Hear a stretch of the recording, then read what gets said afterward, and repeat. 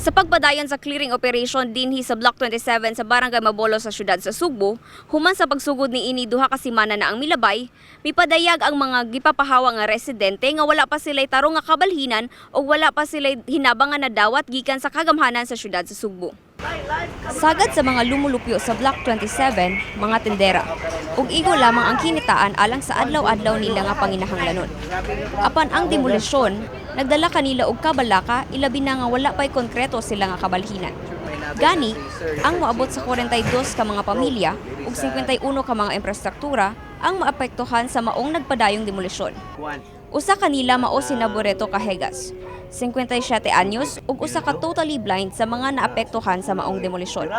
Katong hangyo na mo lagi nga ang angal lang una ba nga makapwesto na mi dito kanang kumpleto kay namoy sulti di ba di ningon to si Presidente Duterte sa una nga no demolition without proper relocation di ba na mo ta na nga naunta na Sa demolisyon sir naa sila gihatag wala kami manuoy nakagasto-gasto gyud ni gamay ra noon na pero unsaon man lagi nga ila mga pagbuot di mutuma lang sa mi kay kami gusto naman gyud kay ming di na makurat-kurat diri gud kurat-kuratan mangud mi gud kay tagaan mi unsa na letter for demolition. Sama ni Cajegas, ipadayag sab sa iyang kabalaka ang laing mulupyo nga si Maria. Diri na unta mo amo nang gigastuhan ma'am bisag inani among situasyon diri pag-ingon nila nga magsukod na unya palimpyuhan na nila among gilimpyuhan gibiyaan na mo among trabaho aron maglimpyo mi didto nya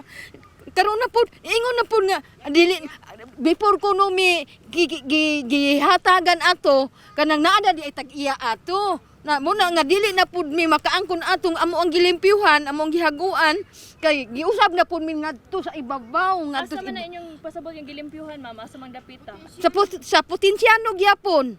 dito unta mo i-relocate Oo. na tag-iya Nya na tag-iya wa mag-ingon ang kuan kanang diwop na mo nga naadi ay tag-iya ani manday nalimpyo na hinuon magkuan nami kay tukuran di ari na pud mi diri kay i-exchange unya na pud sa kuan kanang dito na po si babaw San Carlos San Carlos na pud mi ibutang kuan ipaagi unsa man hinuon nga so sila naka-mention nga tagaan og hinabang ma'am wala jud wala.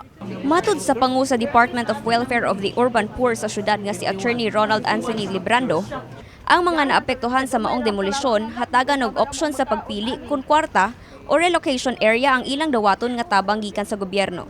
Option man siya, two options. Number one, first option, relocation site.